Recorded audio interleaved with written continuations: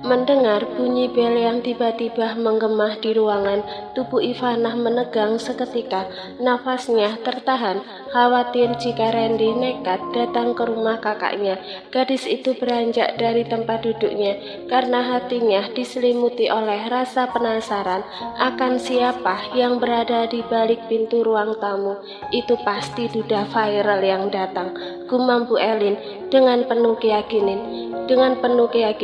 Ivana, kamu tetap di sini saja, tegasnya menahan putrinya agar tidak pergi ke ruang tamu. Namun Ivana mengabaikan peringatan ibunya. Kemudian Ibu Elin beranjak berdiri, diikuti juga oleh Fadil dan Mika.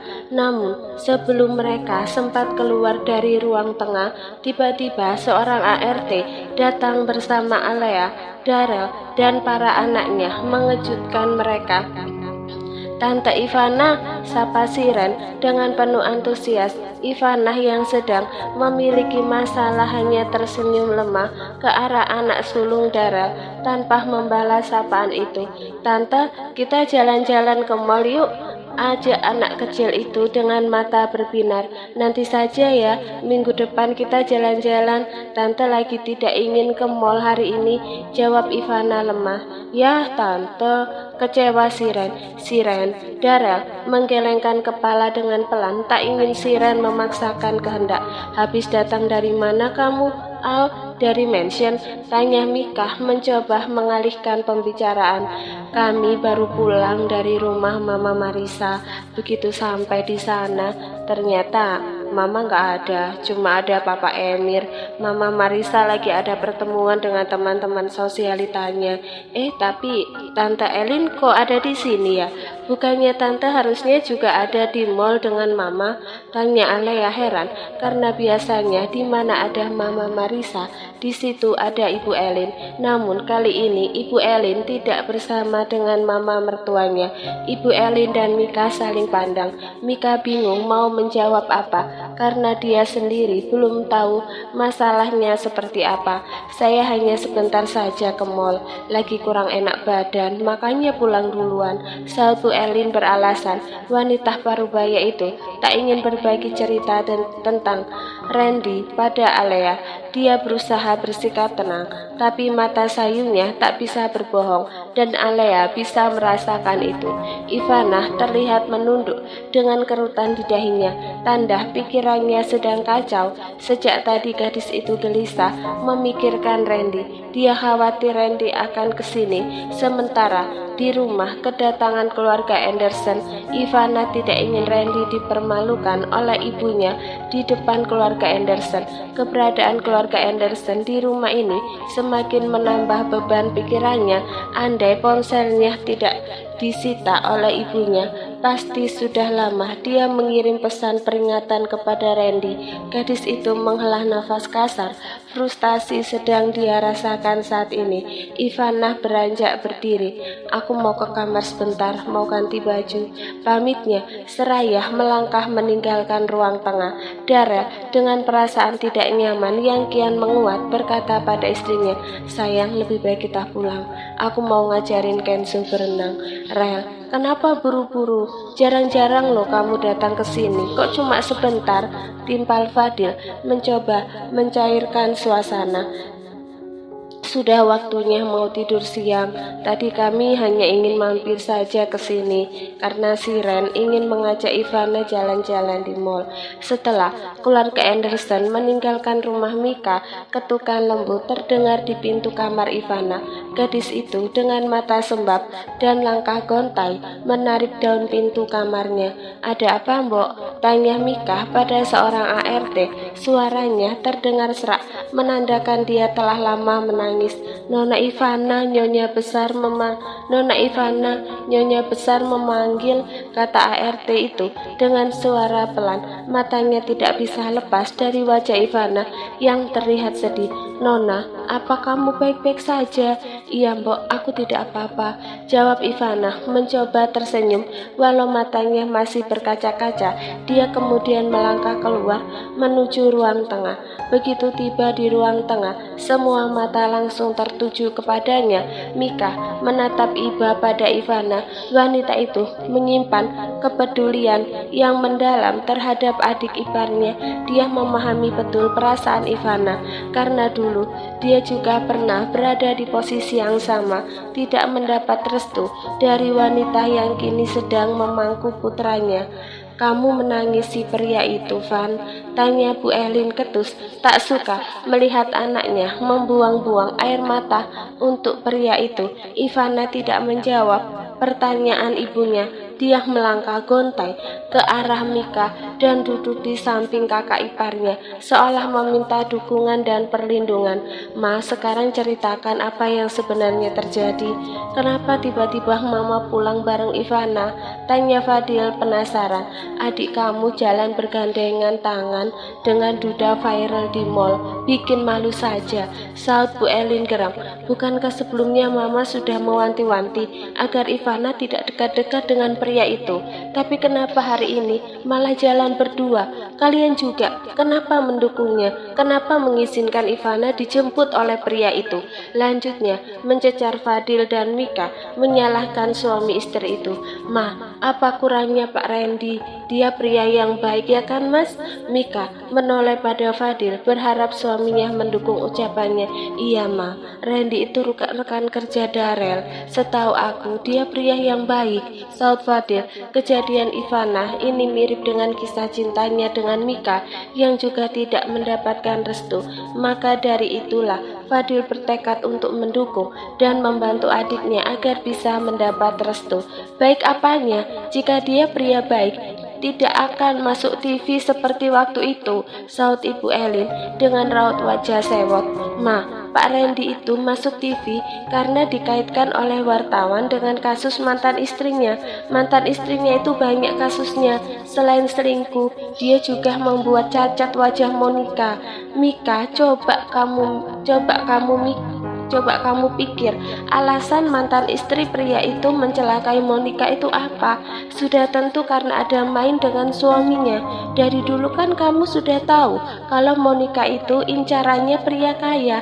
Ma, kalau memang Pak Randy itu berselingkuh dengan Monica, kenapa sekarang dia masih menduda? Kenapa tidak menikah dengan Monica setelah bercerai dari istrinya? Itu karena wajah Monica sudah rusak dan dia juga mengincar Ivana karena Ivana lebih baik dibanding Monica.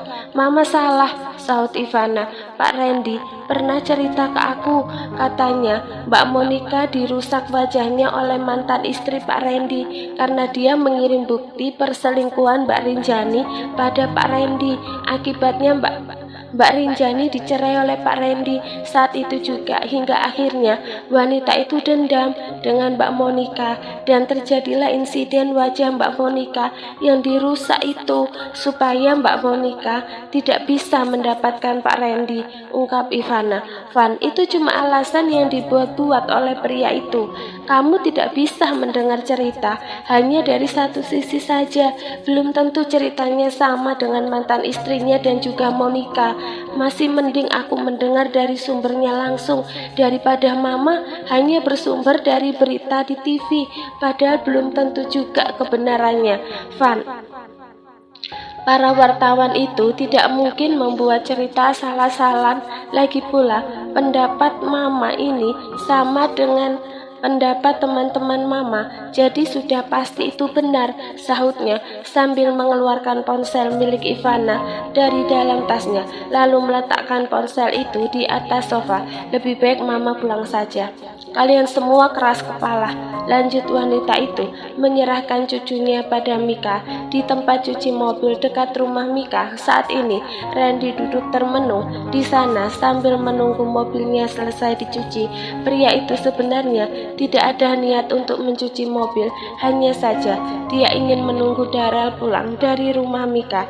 Beberapa saat yang lalu dia baru saja melihat mobil Darel lewat. Rencananya setelah mobilnya selesai dicuci, dia ingin pergi ke rumah Mika. Randy merasa khawatir pada Ivana. Setelah ponsel Ivana hingga karena ponsel Ivana hingga saat ini tidak aktif. Sebelumnya Randy sudah hampir mencapai rumah Mika. Hanya saja saat sampai di sana, di halaman rumah itu ada Daryl bersama keluarga kecilnya keluar dari mobil. Melihat itu Randy terpaksa memutar balik mobilnya, menunda niatnya menemui Ivana dan Bu Elin. Bunyi klakson mobil sebanyak 2 kali mengalihkan pandangan Randy ketika matanya menatap pada mobil yang berhenti di depan car wash. Randy menyadari bahwa mobil merah itu mirip dengan mobil yang terparkir di halaman rumah Mika. Klakson mobil itu kembali berbunyi. Selain itu, kaca jendela bagian kiri juga diturunkan. Randy mencoba melangkah ke arah mobil itu. Jantungnya berdegup kencang saat melihat Ibu Elin duduk di kursi kemudi. "Ikut dengan saya," seru Bu Elin dengan tatapan dingin. Raut wajah Randy terbungkam kaget mendengar perintah tegas itu. Hanya dalam hitungan detik, refleksnya menyuruhnya mengangguk patuh. Tangan kanannya sudah hampir menyentuh gagang pintu mobil Bu Elin. Tapi tiba-tiba sebuah suara ketus menghentikan pergerakan tangannya. Siapa yang suruh kamu masuk?" kejam Bu Elin dari kursi kemudi dengan suara ketus. "Tapi Bu, tadi kan Ibu yang..." Randy mencoba menjelaskan, namun dipotong cepat oleh wanita parubaya itu. "Pakai mobil kamu sendiri," seru Bu Elin tegas sebelum kaca jendela mobilnya bergerak naik menutup rapat. Dengan langkah kecewa, Randy menoleh ke arah mobilnya yang masih dikelilingi oleh 2 orang karyawan yang sibuk mengeringkan mobilnya. Dia berjalan pelan menuju kasir membayar tagihan cuci mobil. "Mobilnya belum selesai dikeringkan, Pak," ujar kasir itu. "Tidak apa-apa," gumam Randy pelan sembari melangkah kembali ke mobilnya, membuka pintu dan menghidupkan mesin. "Pak, mobilnya belum selesai dikeringkan, bagian dalamnya juga belum selesai divakum," ujar anak muda yang bertugas membersihkan mobil bagian dalam. Raut wajahnya terlihat heran. Randy hanya mengangguk. "Tidak apa-apa, saya mau pulang sekarang." 2 orang anak muda yang tadi membersihkan mobil Randy langsung menjauh. Dengan perlahan Randy menjalankan mobilnya mengikuti mobil berwarna merah. Bu Elin memacu mobilnya ke sebuah kafe yang tak jauh dari tempat itu. Wanita itu butuh tempat untuk bicara 4 mata dengan Randy. Kebetulan hari ini suasana kafe nampak lengang. Hanya beberapa motor dan sebuah mobil yang terparkir acak di halaman. Randy menghela nafas berat. Pria itu memarkirkan mobilnya di samping mobil Bu Elin. Hatinya mulai berdebar, namun sebelum dia sempat membuka pintu mobil, dering ponselnya memecah keheningan. Sebuah panggilan masuk berasal dari Ivana. Pria itu merasakan dilema di hatinya antara keinginan untuk menjawab panggilan itu dan ketakutan terhadap kemarahan Bu Elin yang sedang menunggunya di teras kafe. Setelah berpikir sejenak, dia memutuskan untuk mengabaikan panggilan dari Ivana, berharap itu tidak akan membuat semuanya menjadi lebih buruk. Randy menarik nafas dalam, membuka pintu mobil, dan melangkah menuju Bu Elin dengan rasa cemas yang menggelayu di dada. Di dalam kafe, Bu Elin langsung melangkah ke arah meja yang berada di pojokan, sedikit lebih jauh dari pengunjung kafe, agar nantinya dia bisa lebih leluasa berbicara dengan Randy. Randy yang baru mencapai teras langsung masuk ke dalam kafe dan melangkah menuju Bu Elin yang sudah duduk di kursi paling pojok. Dengan sedikit ragu, Randy langsung menarik kursi yang berada di seberang Bu Elin. Meskipun tanpa disuruh duduk, pria itu memberanikan diri duduk di sana. Ibu Elin menatap sinis pada Randy. Tak ada sedikit pun senyum di wajah tuanya. Randy merasa tidak nyaman ditatap seperti itu, sehingga dia mengajukan sebuah pertanyaan. "Maaf, Ibu mengajak saya ke sini mau bicara apa?" Wanita parubaya itu langsung mengubah posisi duduknya. Tanpa basa-basi, Bu Elin bertanya, "Kenapa kamu memacari putri saya?" karena saya mencintai Ivana dan ingin menikah dengannya, saut Randy terus terang. Senyum sinis menghiasi bibir Elin. Jangan berharap restu dari saya. Boleh saya tahu mengapa, Bu? Tanya Randy penasaran. Apa alasan ibu tidak merestui saya menikah dengan Ivana? Apa karena status saya seorang duda? Ketegangan menggantung tebal di udara, menunggu jawaban dari Bu Elin. Ya, salah satunya itu. Tapi yang paling memberatkan saya adalah latar belakang perceraian kamu, ucap Bu Elin. Suaranya tenang, namun terdengar berat. Maksudnya, Bu? Randy tampak cemas, alisnya mengerut. Percakapan mereka terhenti saat seorang pelayan kafe mendekat sambil menyodorkan daftar menu kafe. Bu Elin menyebutkan minuman secara asal karena dia memesan minuman itu hanya untuk formalitas saja. Berbeda dengan Randy, pria itu melihat sebentar ke arah daftar menu di bagian minuman. Dia memutuskan untuk memesan minuman es kopi. Maksud ibu, latar belakang seperti apa? Randy mengulangi pertanyaan setelah pelayan kafe kembali ke belakang. Randy mengulangi pertanyaan setelah pelayan kafe kembali ke belakang. Perselingkuhan, jawab Bu Elin singkat. Kenapa ibu keberatan dengan itu? Bukankah perselingkuhan itu dilakukan oleh istri saya? Randy mencoba mencari kejelasan. Tidak ada asap kalau tidak ada api, saut Bu Elin menggunakan pepatah untuk menekankan poinnya. Istri kamu tidak mungkin berselingkuh kalau tidak ada pemicunya. Kedua matanya menatap Randy mencari reaksi. Randy tertegun. Kata-kata Bu Elin menghujam keras ke dalam pikirannya. Apa yang diucapkan Ibu Elin memang benar. Rinjani berselingkuh karena disebabkan oleh dirinya yang mengurangi jatah uang belanja. Melihat Randy terdiam, Bu Elin tersenyum penuh kemenangan. Wanita itu semakin yakin bahwa Randy memang berselingkuh dengan Monica. Randy dengan raut muka penuh penyesalan memandang Bu Elin. Bu, saya berjanji akan membuat Ivana bahagia. Saya tak akan membatasi segala kebutuhan finansialnya. Saya tidak percaya dengan janji-janji manis kamu. Bu Elin memotong tegas, bangkit berdiri dengan pongahnya. Ivana adalah anak perempuan saya satu-satunya. Saya tak mau mengambil resiko ini. Saya peringatkan sama kamu, jangan berhubungan lagi dengan Ivana, karena itu hanya akan membuang waktu kamu saja. Lebih baik kamu menikah dengan Monica. Gunakan uang kamu yang banyak itu untuk mengoperasi wajahnya. Monica? Lirik pria itu bingung. Apa hubungannya restu dengan Monica? Tanyanya dalam hati. Saat Randy akan melontarkan pertanyaan lebih lanjut, Bu Elin berlalu meninggalkannya. Hatinya mencelos. Randy berupaya menyusul, tetapi langkahnya terhalang oleh pelayan kafe yang datang membawa nampan dengan 2 gelas minuman sambil menghirup kopi dengan beberapa tegukan cepat. Ketegangan masih terasa mengelayut di hatinya. Dia kemudian bangkit dari kursinya, bergerak menuju meja kasir untuk menyelesaikan tagihan. Setelah itu Randy bergegas ke mobilnya, duduk di kursi kemudi sambil menghubungi Ivana. Mas, kamu lagi di mana? Tanya Ivana dengan suara lembut, menyapa dari ujung telepon. Setelah Randy menjawab salamnya, Mas baru keluar dari kafe, sebentar lagi mau pulang ke rumah. Bagaimana keadaan kamu, sayang?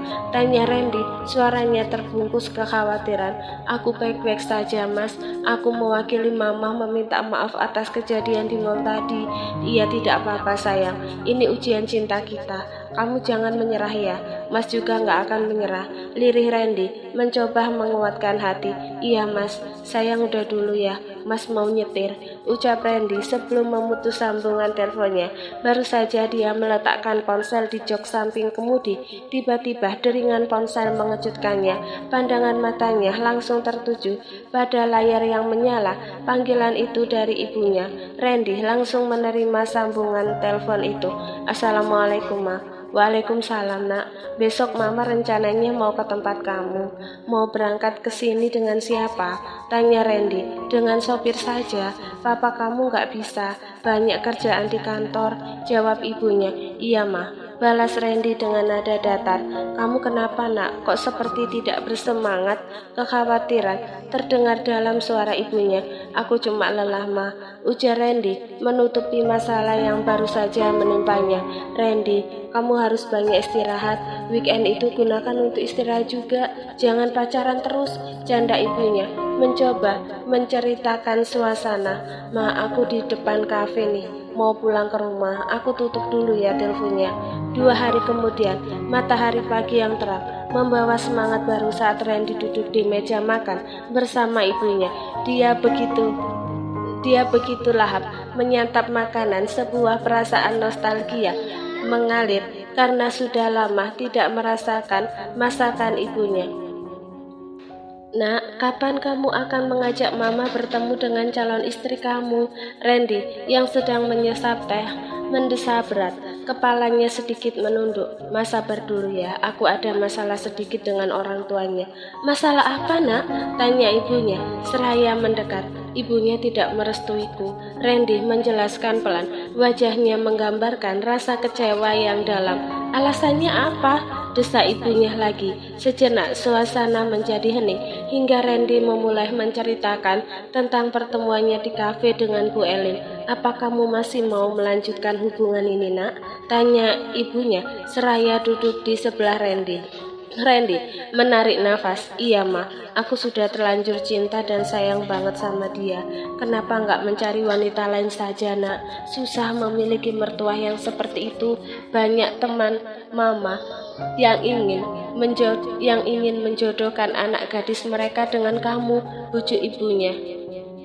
Randy menggeleng lemah. Aku mau berjuang dulu, mah. Ibunya mendesah panjang, mengerti akan keras kepala anaknya itu. Dia mengenal karakter putranya. Jika sudah cinta, maka akan susah untuk move on. Namun jika disakiti, dia akan mudah untuk membenci.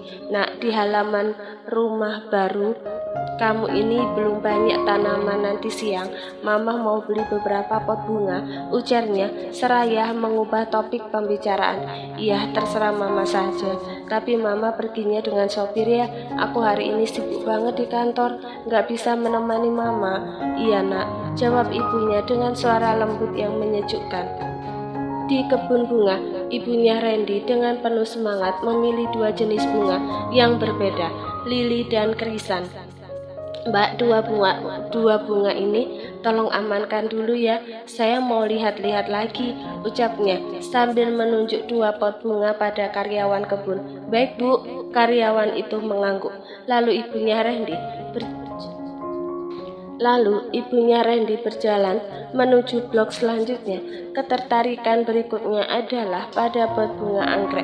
Tangan kanannya nyaris menyentuh pot itu ketika tangan lain bergerak cepat mendahuluinya. Keduanya menoleh, mata bertemu mata. Ada sedikit kerutan di dahi masing-masing.